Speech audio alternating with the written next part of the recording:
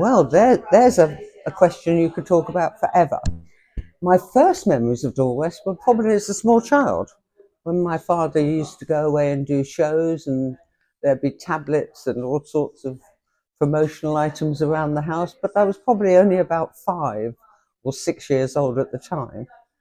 But that's my first memory. But I actually started running the business in 1968. And then Tony, my husband, joined in 1971. And so we ran it from then until, I don't know where, 20 years later.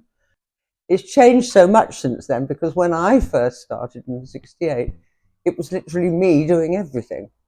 So I was answering the phone, doing the admin, packing the orders, everything you can think of. So it was a very much a one-man business. And then when Tony came in is when we started to develop it, and we started to be much more proactive and move into the veterinary side, which then, of course, eventually became the main part of the business, which is what you see today. So, and most of the building the business was done through dog shows. Oh, there are lots of them. The very we went to dog shows. Well, Tony did most of the dog shows because I was at home doing all the admin and the packing of the orders and whatever. I attended them when I could, but there are lots of funny memories.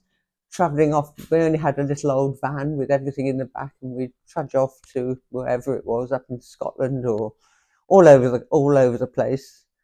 Very often we'd take the children with us when they were little, and I do remember them running across the showground on an outside show, with just their nappies on or whatever, running across, and they had a wonderful time. I think they probably don't remember it, but they had a wonderful time doing that. But the number of shows we did was a lot. There was about 25, 30 shows a year it built up to. That was mainly dog shows. Originally, we were doing some agricultural shows as well, but once we specialised specifically in dogs and cats, then it was all of the championship dog shows, which run from about March through till September, October. So the whole year there was a show on it. So Tony was away a lot doing that. I didn't see a lot of him, but then I hadn't got much time really, with doing the business and looking after the children and all the other things you do. Fortunately, I was a lot younger then, so I had the energy to do it. So that's how we built it up. It was one of the core products that my father and mother created sometime before I was really aware of it, probably in the 50s. And it was, I suppose, created because people asked for it. It wasn't oh dear, there must be a lot of anxious dogs to create a product. It was more a case of people are asking for a product that will help to calm dogs down without making them dopey or sleepy. So let's see what we can come up with. So I think that was probably how it created. It has changed slightly over the years, but the main active ingredients are still the same today. And the three main ones are very specific and really have quite an interesting background, all of them. Scullcap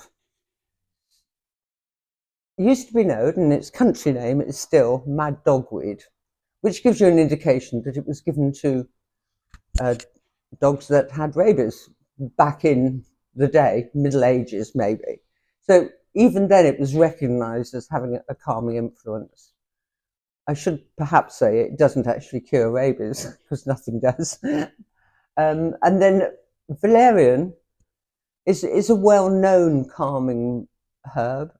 Both of those help to calm, and it affects the calming pathways within the body by connecting to the GABA receptors, which deal with anxiety. But the important thing is they both do it without causing any drowsiness. So you can make a dog feel nice and calm and relaxed. And the advantages of that, obviously, are obvious with things like fireworks. But even more generally, a dog which is anxious needs to be calm, but you want it still to be able to be a dog, to run around. And we discovered fairly early on, and when we were doing the dog shows, people coming back and telling us the amazing results they'd had.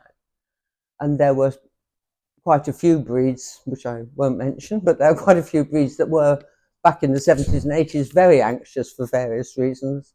And we used to find if we went to a show, we could sell out very, very quickly.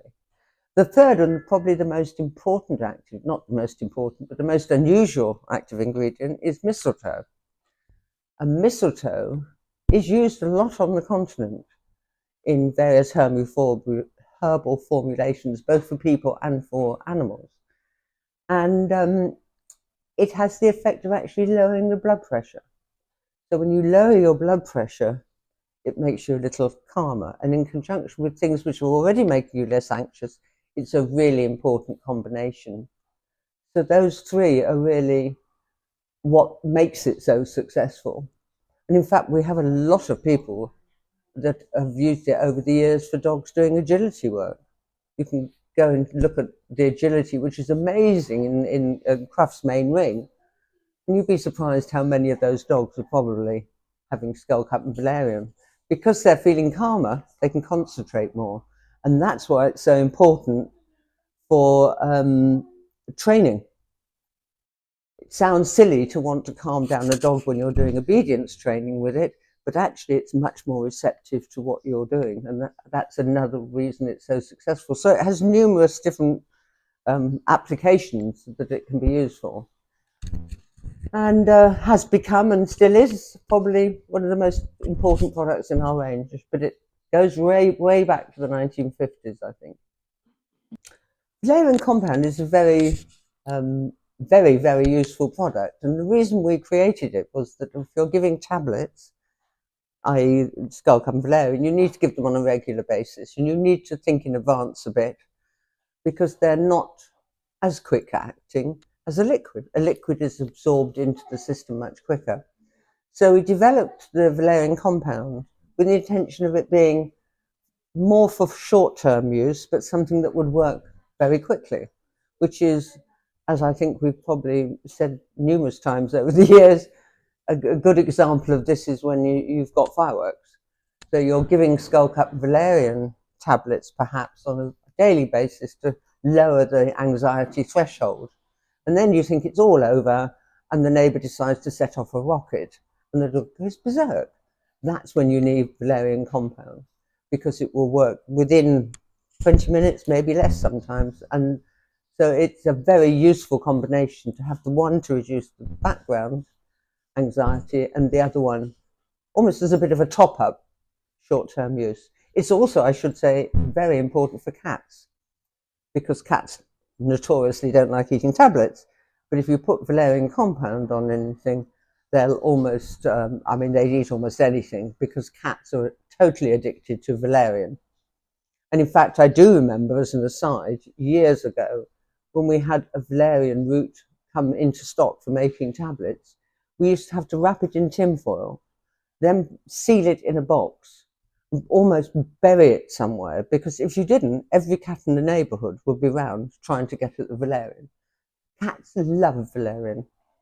So that was a really useful thing to have, because then a few drops on that is useful for cats if they won't eat or various other reasons. There are so many different levels of anxiety in dogs. One might just be a little bit nervous. Another dog can be very, very upset all the time. So it's very difficult to say what the best advice is, but I would feel training. And probably if the dog is really badly affective, then definitely you should go to a behaviourist and get advice on ways of making the dog feel more secure. And while that training's being done, that's when you can use Scullcap Valerian, because then they'll concentrate more, as I've already said, on what's being asked of them, and they'll feel more relaxed. They won't be sitting there saying, what's going on, and getting really frightened. They'll just be that little bit more calm and relaxed and will listen and learn. And although it's more difficult to teach an old dog new tricks, dogs do learn very quickly. And of course, the younger they are when you start dealing with anxiety or a nervous issue, the better. The first crufts we attended was held at Olympia, and we were up on a balcony because we were a small company at that time. There wasn't a lot of us. We weren't very well known. And my fondest memory of it was actually when we were setting the stand up. And there was all sorts of things lying around from other people setting things up. And there was a dustbin just over in front of us. And there was this lady sitting in this dustbin. It's a lady sitting in a dustbin. And when I looked and I realised that lady was Juliet de Brackley-Levy, who is or was, unfortunately, she died quite a few years ago now. She was the herbal authority on herbs for dogs. And she was sat there, and she was an amazing lady that I got to know quite well after that. Amazing advice. And just seeing her looking at what we were doing was really interesting. But the show itself was the first one. I think we only did 1 or 2 years at Earl's Court, at Olympia, before it was moved to Earl's Court. And then, I don't know how long it was in Earl's Court, quite a while. But by then we were a bit bigger. We were better known, obviously. A lot of people were then looking for us because we were also doing all the other shows. And so we had a bigger and better stand downstairs near the main ring in Earl's Court. And then after that, of course, it moved to the NEC, and we've been in the same site at the NEC ever since we've been there. So we're nice and easy to find, and of course the stand has got bigger and brighter and bolder as we've grown. So yeah, very fond memories of crufts in various different ways.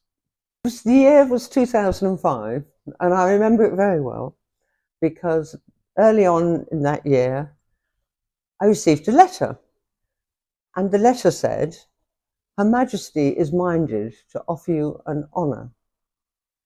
If she did, would you be willing to accept it?" "Yes, of course I would. Thank you very much indeed," I wrote back. And I had very strict things. You mustn't tell anybody, nobody at all. So I couldn't tell anybody, not even in the family. But I did ring my brother. My brother lives in Australia, and I figured he probably wouldn't be telling anybody about it, which was really an interesting thing because he was awarded exactly the same thing about 3 years later. But that's an aside. My MBE was awarded for services to business and the community, because as the business grew and we employed a lot more people, I was often asked to get involved in business organisations to help training people, do mentoring. I did quite a lot of things through the Federation of Small Businesses, chaired various committees, and it was lovely. I mean, I had a wonderful time doing all sorts of things that were really varied. I've been to Downing Street a few times, Buckingham Palace, Houses of Parliament. I think I've given at least 2 speeches in Houses of Parliament over the years, basically on business, to make people understand what the importance of a small business and how a small business can start with one person having an idea and actually build up into a substantial business, which we are today. Yeah, from a one-man business to a business employing, I'm not quite sure how many people exactly now, but also selling throughout the UK and overseas. And you can do that if you're given the incentives. So I used to have to train people, particularly I was asked to do women's groups. I've done quite a few of advising women on how to start businesses. So all of that. And then one day somebody picked it up because I was doing a lot of advice for government and moving in those circles at the time. Obviously someone said, "Oh, maybe she ought to have an MBE." And thank you very much indeed. And going to Buckingham Palace was wonderful. It was Her Majesty that gave it to me, actually presented it.